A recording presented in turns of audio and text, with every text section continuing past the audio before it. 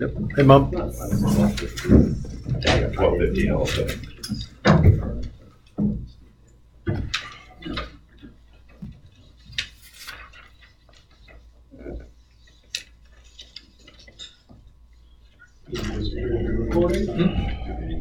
Hey, Eric, can you find last month's minutes? I just signed it late on the desk. Is that what you're You signed my name? You want to do the thing? Okay, I can. Okay. Because, you know, you didn't see the finals back and forth, so I didn't think it was fair to ask you to sign. You did.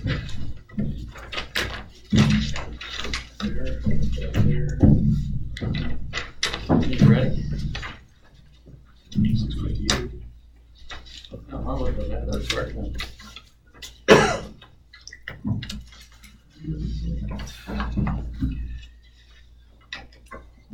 I had complaints about too much sealing with the shot, so I made some adjustments.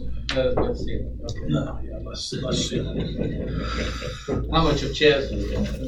I think we got all the chairs. Wait, Do we have any cowbell? Hey, Randy. I see fingers. I got the P&L statement from June 2017.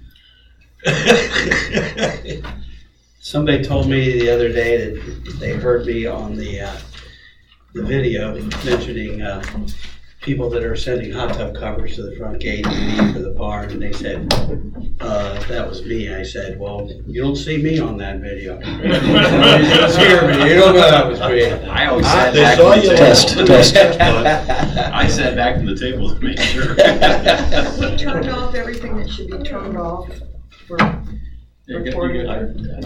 That's on at 7 o'clock. That's working. No, I mean, whatever, The ice machine. yeah. I turned off that over there. Okay, The ice good.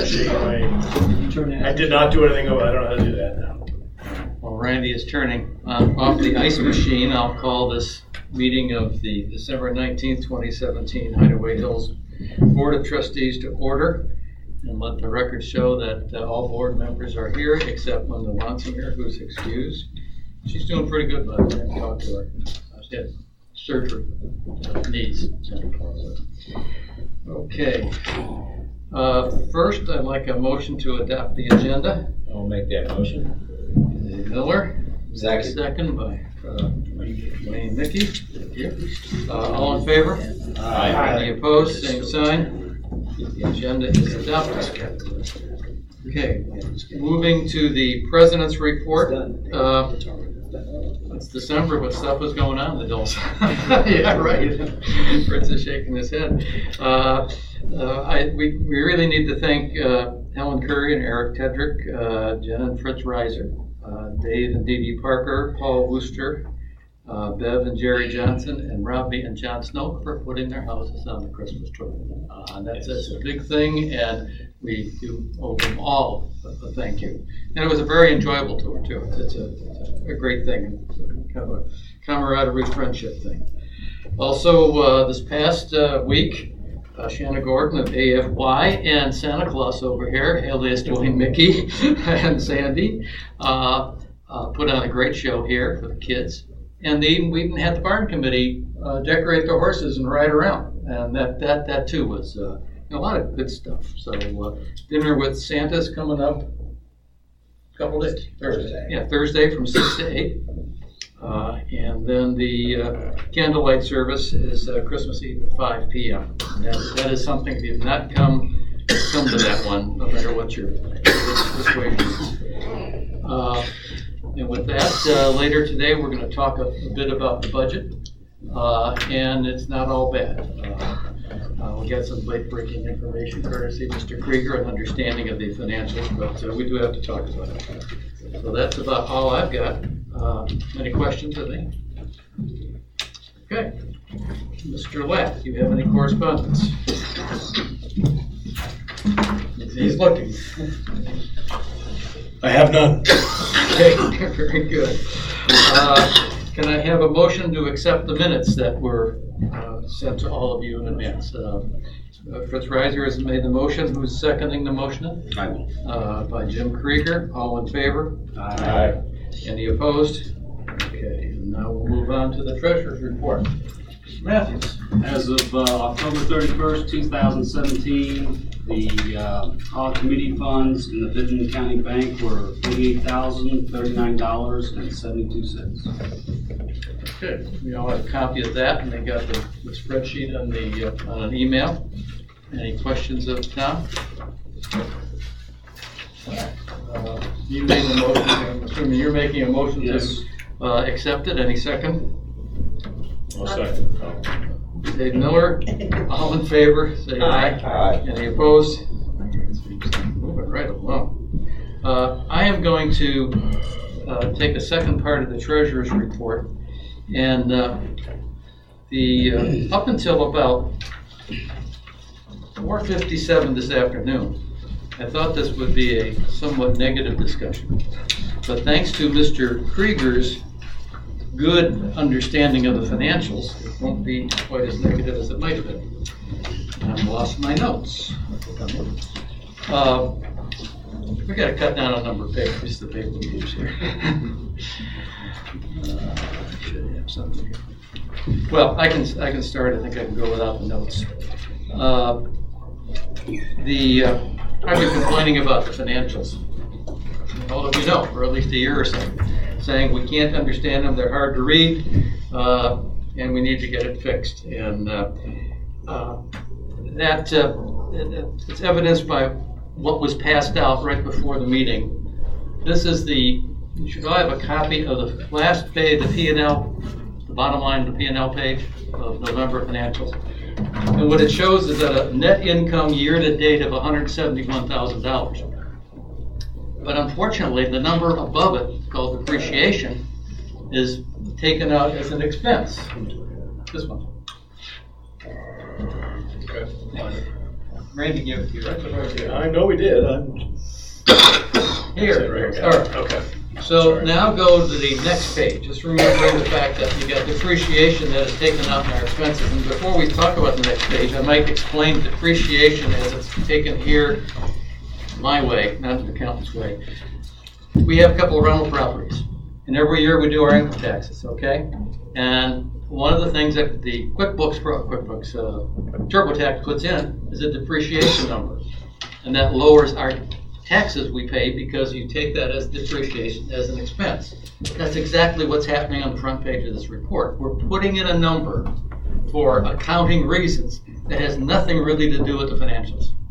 And it kind of blows my mind. Chad, the financials you're used to. I ran an operating unit of a Fortune 500 corporation. I never saw the depreciation. It defies logic. They did it at the headquarters after they did the taxes. So that is a confusing factor.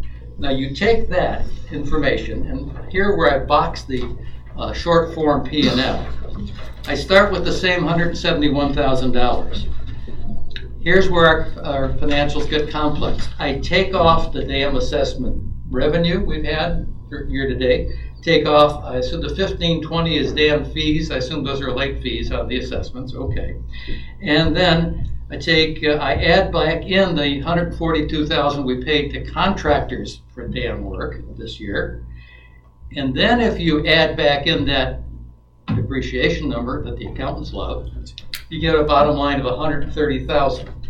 Now, that's still less than the 171, but if we didn't take off that depreciation and the other things we're looking at, that number gets really scary. But this $130,000 is a number we can work with.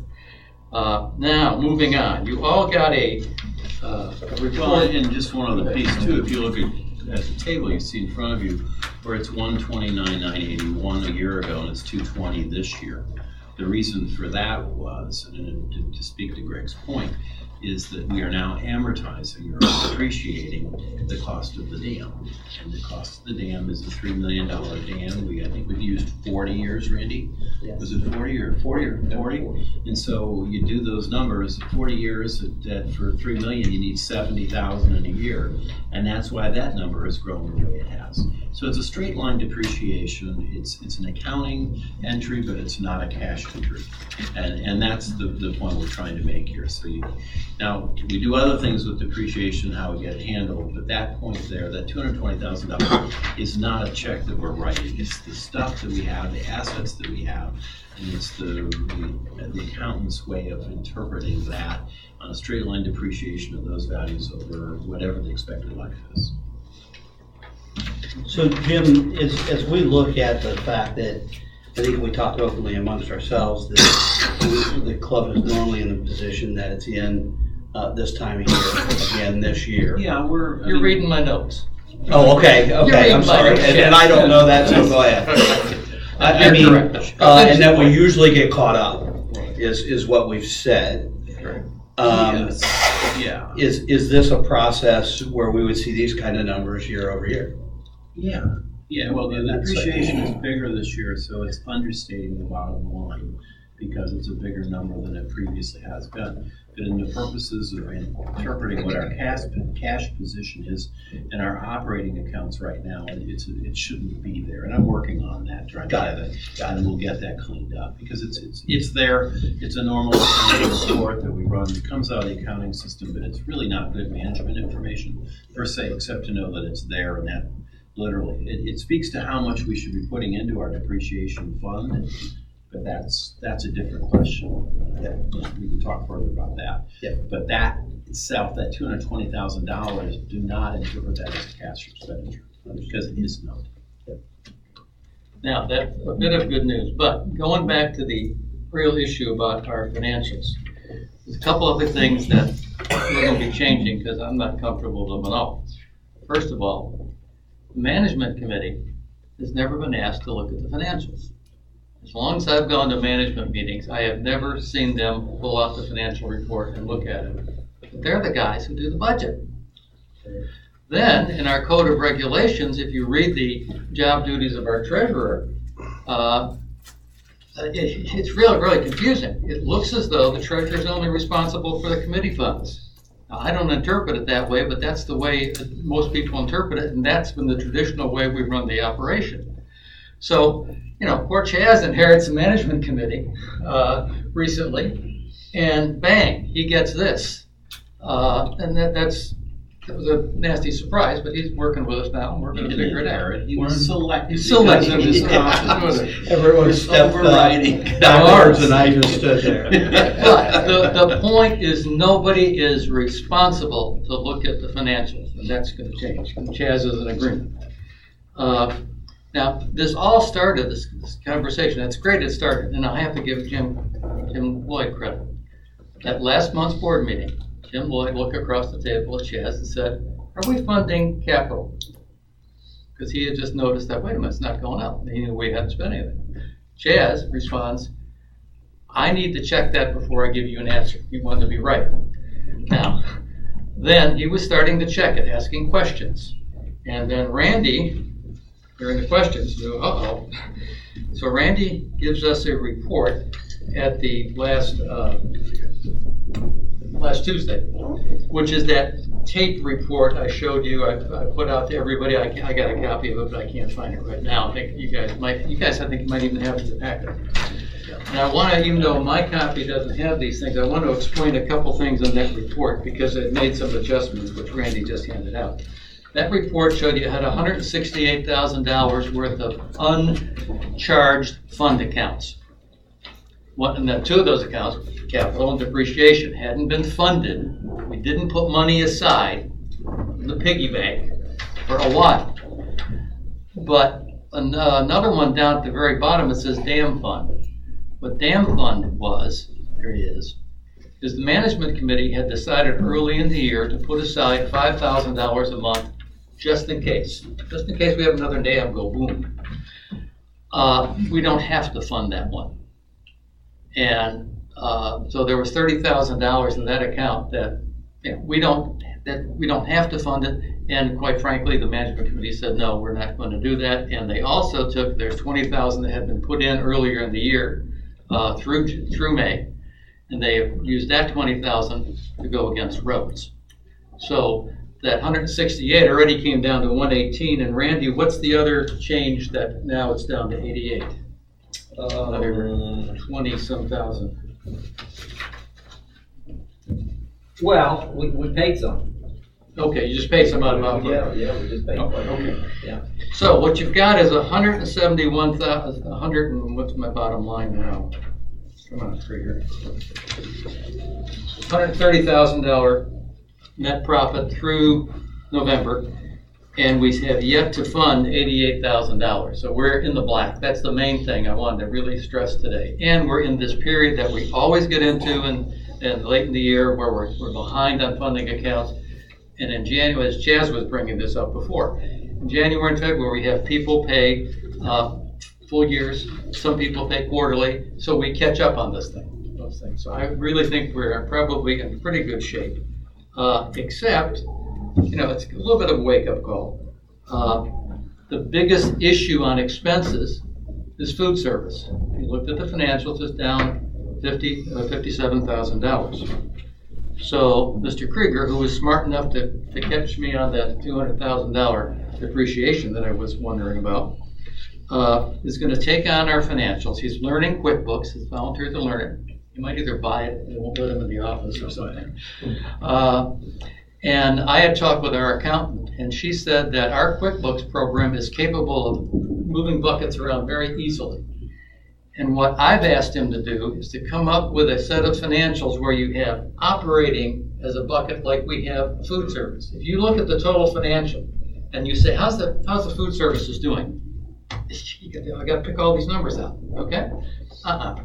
When we break that out, we give you the sheet on food service, you know right where it is. You know it's $57,000 worse than last year. So we're going to do the same for operating expenses. Getting the dam out of there, getting the committee funds do the same thing the dam does. It's in and outs in the different areas. The dam fund, the depreciation capital will not be in the operating financials. That's what it costs to run Hideaway Hills. That's what you'll see. We will also get a report like this every month in some format that shows what we funded and what we haven't funded. So I'm saying we're going to, and Chaz is going to have the management team look at the financials on their second meeting of the month, which is the fourth Tuesday, discuss them. And Jim and I always sit in that meeting, and so that whatever that discussion will come back to the board. So I think we're going to be on the right track. Now, Jim Sikafus is working on the budget. He's aware of this, so I got to believe it's going to be a very tight budget until we say, wait a minute, we're right back on track. And Mr. Cross is going to watch expenses and count pennies to make sure we are within spending that's going to get us there. I'm hopeful that we might be able to get a budget to actual report. We've not had that. It's not easy because of these funding accounts, but Jim thinks he can pull it off, so okay. I suggest that by the budget we do for 2019 is a zero-based budget with line items accounts, line items. You break down all your accounts by line items 12 months of the year. That's the way most people, what Jazz and I are familiar with in the businesses. And that's also that's tough, but I'm hoping that's not going to happen this year, 2019. So my bottom line is that we're financially sound. This is not a serious issue as long as we take care of it. So that's that. Anyway, and I'd like Jim to address the food service, since that is the one area we got to jump on. Yeah, I mean, and that is a concern that we have. I mean, we started slow this year. You really can't compare to last year because last year we lost 3 months of income. But then we had the transition, and we had the summer. We've taken on some additional payroll costs that we did not have a year ago, and we're seeing the sales numbers come up, but they're not coming up as quickly as the expense. So there's a real issue there that we have to deal with. I don't want to minimize it. Just to add one more thing to what Greg's point is, we fund the depreciation and the capital. We budget those each year, okay, and we take $120,000 roughly out of our assessment income for depreciation, and we take $60,000 out of our assessment income for capital, and we transfer these to another account. The fact that we haven't funded those in full this year doesn't mean that we've spent that money and that we're in a deficit position. It means we've not been able to keep up with our projection or our budgeted amount. So there's still money in both of those accounts. It has not been expended. It certainly doesn't fit our pattern and our plan going forward. So that's the one issue. So the fact that we haven't funded them doesn't mean that we're in the hole in those accounts. It means we're behind where we wanted to be when we started this process back a year ago at this time. So we do need to look very closely at the food service and make sure that doesn't get out of hand. A few years ago, I think Bucky was suggesting it might have been as much as $150,000 to $200,000 in food service in the hole. The high water mark is we got it a little under $50,000 probably 4 years ago, and it's fluctuated between $50,000 and $80,000 in deficit since then. So as you well know, we've made an aggressive attempt to upgrade, to look at it, to look at different things. I've been working with the Food Services Committee and a couple other folks on that, and we'll come back with you. I need to work certainly with Chaz on that, or anybody else from the Management Committee. But we need to have a plan that says it's not 130 in the hole, because 130 in the hole, folks, is nearly 10% of our assessment income. So we generate, if you look at the assessments this year, are really in great shape. We've generated $1.4 million. A year ago, it was $1.357 million. So we're doing extremely well. But roughly, you've got 800 accounts at $2,000 a year. You got about $1.6 million that's coming in. If you're going to lose $150,000 on that operation, you're 10%. It's 10% of your operating. Are we willing to make that decision if that's what we want to do? Or we certainly want to do better than that. But those are the questions.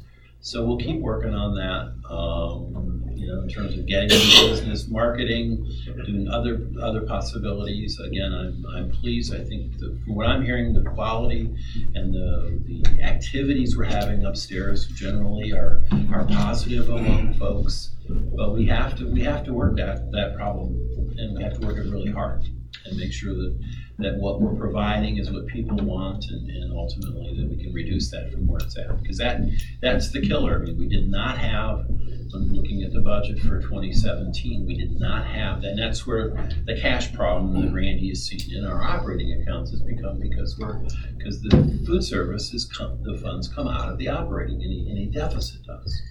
And so we need to make sure that what we're doing there is what we want to do, and I think we do the best we can to reduce that number down. The hope always was to make it a money maker. We haven't in the 7 years I've been doing this stuff, but at the same time, I'm not hearing a lot of people want to shut us down either. So we need to keep working the project. Anything to add to that? I wholeheartedly agree. Funny, when we saw the sheet during the management meeting, I in typical executive fashion, I'll look straight at the bottom line, and I had that 10% number down before Randy even finished passing them out, and it was an alarming number. It is an alarming number. It is. You keep in mind, everybody, I'm new to this, building the budget for Hideaway Hills. No stranger to budgets. So some of these pieces are falling into place even as recently as emails that I got today and last night from Jim when you got back. But make no doubt about it. I mean, we got some work to do here, and we're going to do it. I mean, it's that simple. So we're going to manage this just like we would any other business, the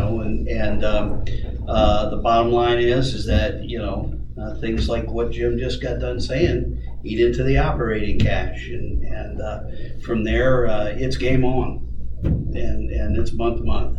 So yeah, I mean, if we're 150 in a hole and we're only budgeting 180 for depreciation and capital, that only means you got $30,000.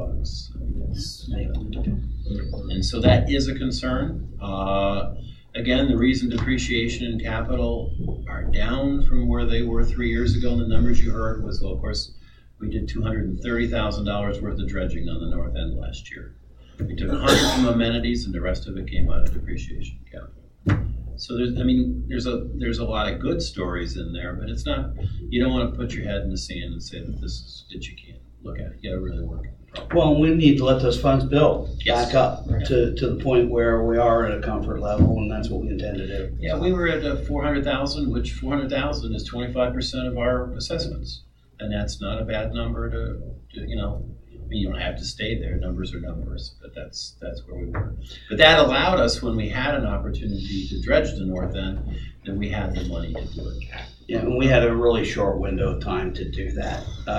One other thing before we get off subject, Greg, we do want to continue funding the monthly future dam assessment monies as soon as we're in a better cash position to do so. Okay. So it's not like we're going to discontinue that because it's been my practice for years that once you discontinue something, it's damn hard to pick it back up and get it back to where it needs to be. So we'll only do that as long as it takes for us to be in a better cash position to continue building that account. So. And that accounts for when the dam crashes again. Yep. One of the questions we were asked, and one of the things that we heard loud and clear during our meetings with the membership for the dam assessment vote was, what about 30 years from now? So we committed to each other as we left those meetings. We heard that message loud and clear that we need to start building a fund for the next 50-year dam, so that we don't put ourselves in the same position we just dug out from underneath. So, and that's what that whole thing was intended to do. Well, guys, certainly one of the things that kind of came to my mind when all this was going on is I really haven't looked at the financials maybe as closely as I have. And so today I really kind of started really trying to dig in and try to understand the financials. And what I realized is there's a lot of stuff I don't understand. Right. So I second that. Right. So I'm hoping that somewhere along the line, whether we have to maybe just have an education session somewhere along the line, and I don't know if anybody else feels that way, that I just kind of started going through these financials, and I don't necessarily understand what every one of those line items is. I'd like to understand where that's coming from, and I guess that's kind of what I'm taking out of this. Is that I feel like I've got a fiduciary responsibility as a board member to make sure that we are doing the right things. And I realized after this that I don't know that I can do that at this stage because I'm not informed enough. Not allowed. Pardon me? You're not allowed. Okay, well, I love the people that set this thing up to run it the way it currently is. I struggle with it myself. And I think we're in the process of simplifying it so that it is easier to understand, so that when you do sit down with it, you'll be able to look at it and make heads or tails of what's going on. I'll tell you a goal you can shoot for. If Jim Lloyd can understand it, you have succeeded. I say that only half in jest, because I've looked at it for 7 years, and then for 6 years past that and before that. And finally, I just, like Chad said, let's see the bottom line. Yep. And as long as the bottom line was in the black, I said, well. I would suggest that we, when we get the 2018 budget, and then Jim's has some more time to see what he can do with in terms of putting it in a different format, we just call together and an optional meeting someday. Absolutely. That anybody who wants to come and learn, come on and learn. And we tried to explain it as best we can tonight, but we're open to any questions. Valerie? One of the first things I did when I came on board as a trustee is I reached out to Jim Zigafus. He's on management. He's also CPA. And I said, would you be willing to go through this with us, have a session or whatever? And he said he'd be happy to do that. But maybe when you get finished with what the piece that you're doing now, it might be a good time because I think it's completely reasonable request, and I'll only share with you. Frankly, there's a few things you got to figure out about it, but it's pretty simple. It really is, and I'm not saying that our accounting system really lends itself to that sort of analysis, but it really is pretty straightforward. I mean, you've got 60% of your cost is personnel. You know who it is, what it is. Maybe 70% of it is personnel. I always felt that we were like 4 legs on the table. You had your administration, your security, your maintenance, and then your food service. And each of those has a piece of it. And so, we operate. The numbers are there. There's not a whole lot of. A couple years ago, when we had potential lawsuits and those were a problem.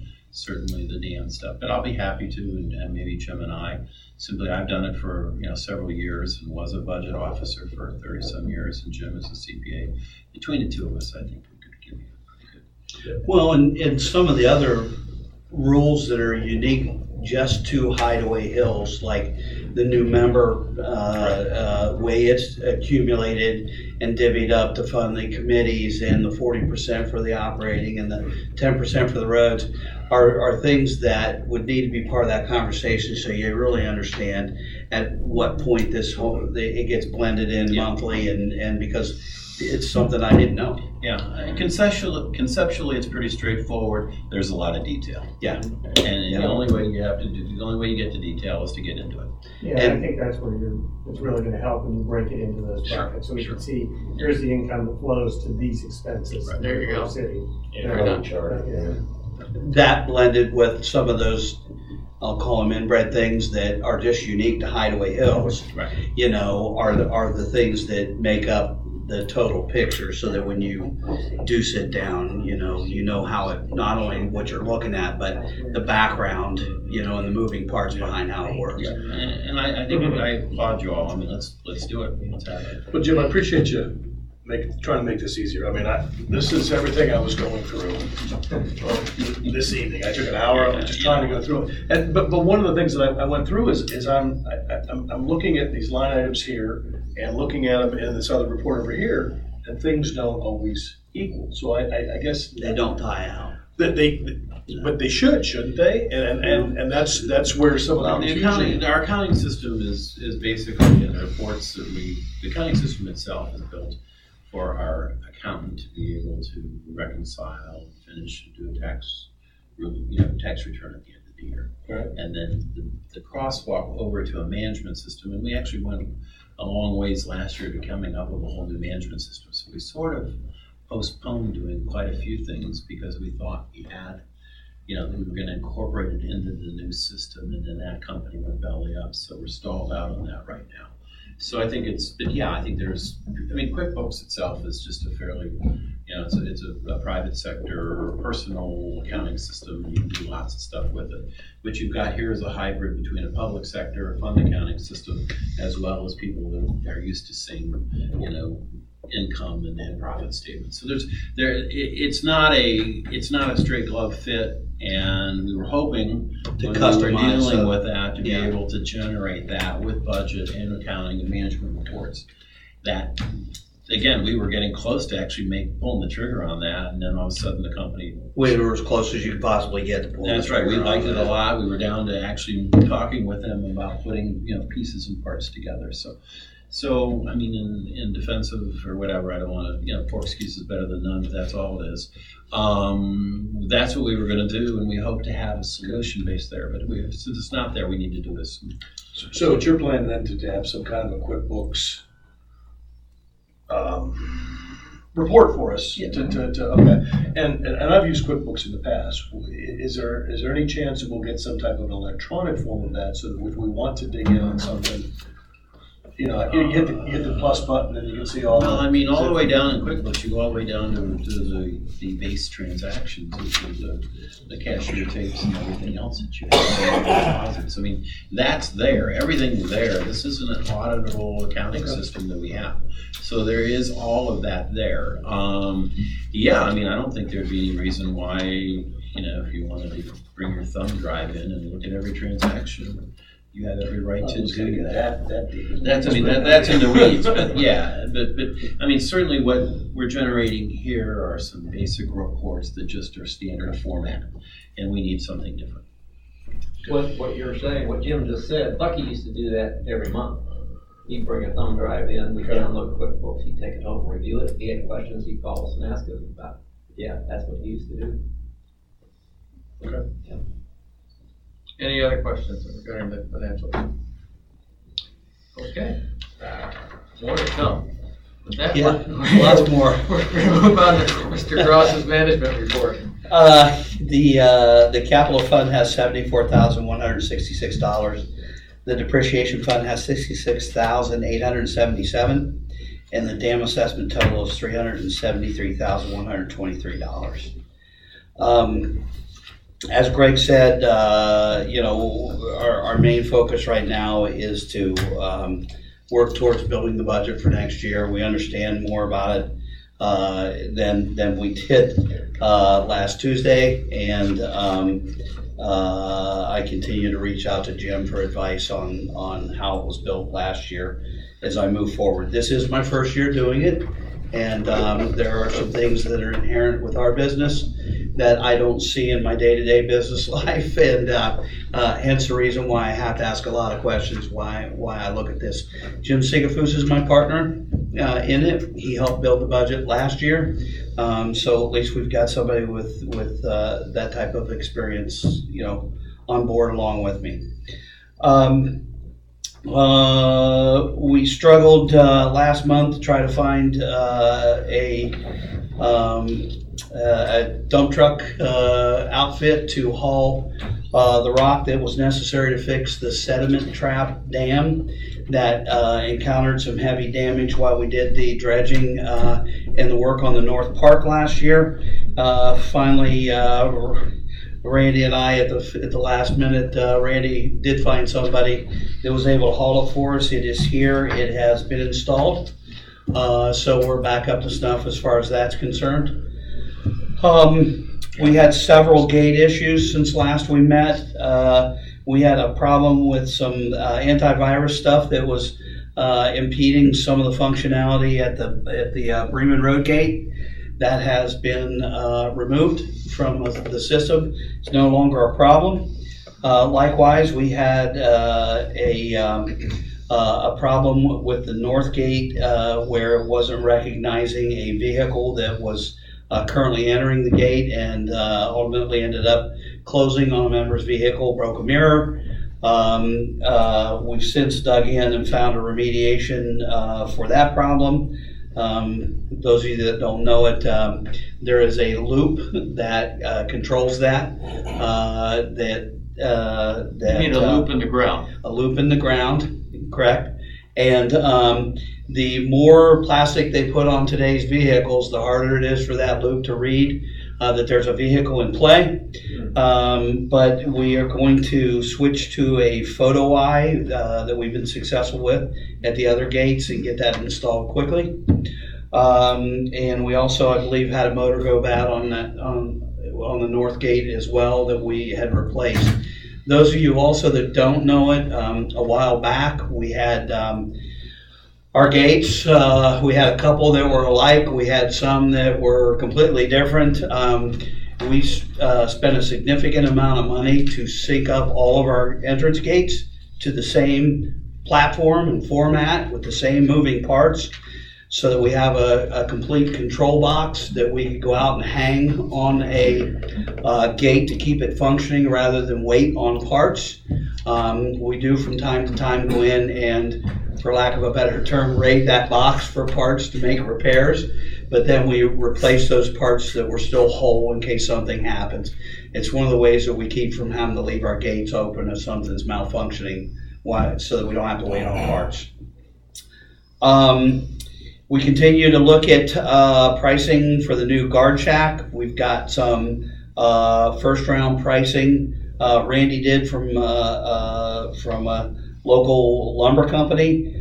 We are still looking at options. One of the things that we need in order to move forward is a set of legitimate blueprints that we would be able to put in front of people, contractors and such, so that they'll give us pricing. We've engaged an outfit that one of the management members has used in the past and is familiar with to help us come up with a set of plans so that we can start to really drill down to what we think a new guard shack may cost us. Some of the information that we encountered while we were in the meeting the other night has caused us to say, make no mistake about it, we're not going out and doing big ticket projects until we can figure out where we're at with some of this other stuff. But there's no reason why we shouldn't circulate it in the background so that we do know where we stand, even if it doesn't pass muster for the 2018 capital budget. If you've come through the guard shack lately, you can probably see that we have clearly, and let me state clearly, marked out the hill for the sledding season. There's been a lot of spirited debate centering around what we ultimately came up with, but it is a conglomeration of many phone calls, emails, texts, and heartache. It is what it is. We're moving forward with it. I'm not going to sit here and explain to you why we ultimately came up with what we did, but there's a lot of challenges there versus the configuration that we had before we redid the dam.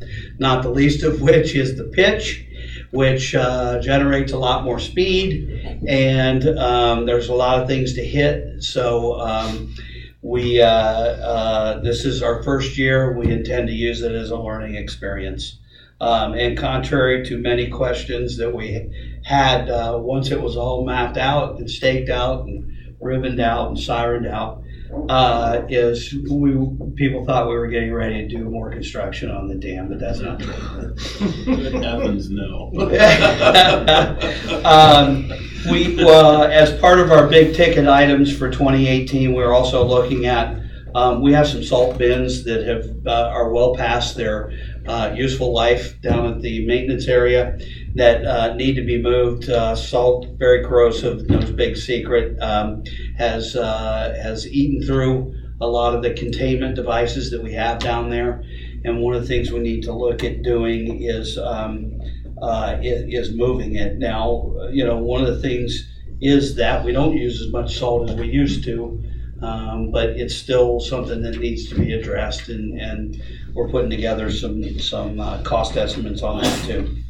Last but not least, Brenda Eveland, who is our assistant to the general manager for Hideaway Hills, has decided that she has had enough and has ultimately said that she is looking at retirement. We are lucky enough to have her on with us from now through March as we start to look at our structure and see whether or not we want to continue with the current format. As far as that org chart is concerned, that org chart of 3 people that we have is concerned. We briefly discussed it at the management meeting the other night, and I don't see a burning need to redo that. But we want to make sure that while we're transitioning her, we get the proper individual. I mean, we've got Penny sits in the office, and she's very knowledgeable as to what goes on in the office. And we want to make sure that we kind of leave no stone unturned with finding the right people to move around and replace and ultimately put in place as our office staff. So Brenda has 39 years of experience in our system, and we're very lucky to have had her. God only knows where we'd be today if it wasn't for her. So we're very grateful for her years of service, and we'll probably have more things centering around her to announce between now and the time she leaves. So do we have any questions? I'm going to beat that dead horse a little more, Chaz. Okay. Why are there why are there keep out signs at the bottom of the dam around there? Like you can't walk your dog in there anymore. You can't take a walk with. They're all over the place on the west side. Are keep out signs? Why are they there? Well, if you noticed as we wrapped up summer, we had a pile of dirt. And Randy, feel free to jump in here because you were down there. Ultimately, I had taken the 40th text in my office, and I picked up the phone. I called Randy and said, "Do me a favor, meet these guys down there." And it was Paul and Rick. I said, because what we discussed in the management committee meeting, there are questions to what we thought our game plan was as we dispatched everybody down there to start to construct the hay bales and things like that. There was an area that we were trying to